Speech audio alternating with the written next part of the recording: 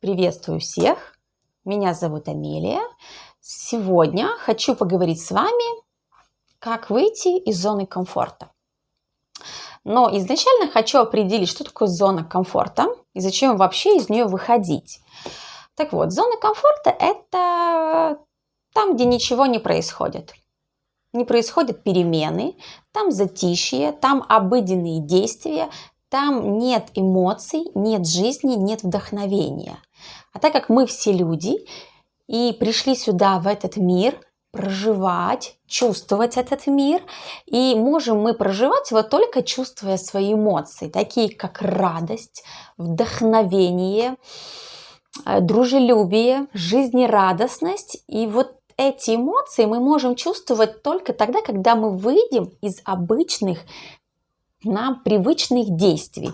И если мы перестанем делать то, что мы делали всегда, и начнем делать что-то новое, экспериментировать, идти навстречу к себе, открываться людям, делать те вещи, которые мы никогда не делали, тогда мы начнем ощущать эту жизнь.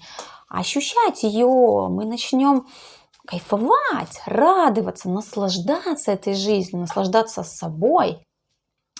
И очень важно, что когда мы выходим из зоны комфорта, у нас появляются цели, желания, у нас появляется интерес, появляется восторг, чувство жизни, да, вот что мы выходим, вау, и начинаем жить, начинаем взаимодействовать друг с другом.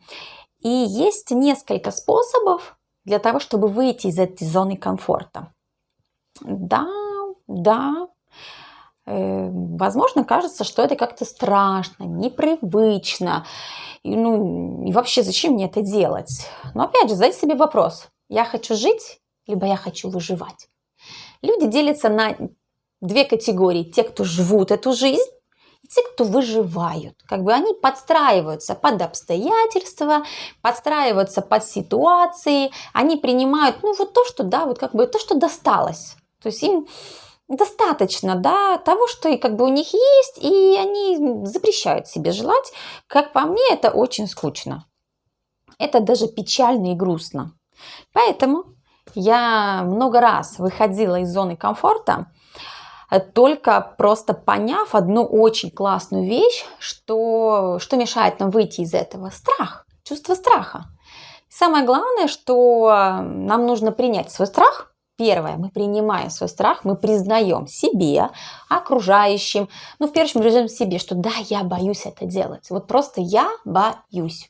Хорошо, это первый шаг. Я принимаю свой страх. Дальше второй этап. Я принимаю решение, что я хочу пойти в этот страх, потому что я точно знаю, что за страхом есть подарки, за страхом есть эмоции, за страхом есть что-то очень-очень-очень важное для меня, для каждого из вас. И вот тогда, когда мы осознанно идем в страх, вот там и зона роста, вот именно там мы растем. Как перейти и как развиваться, мы об этом с вами узнаем дальше. До встречи!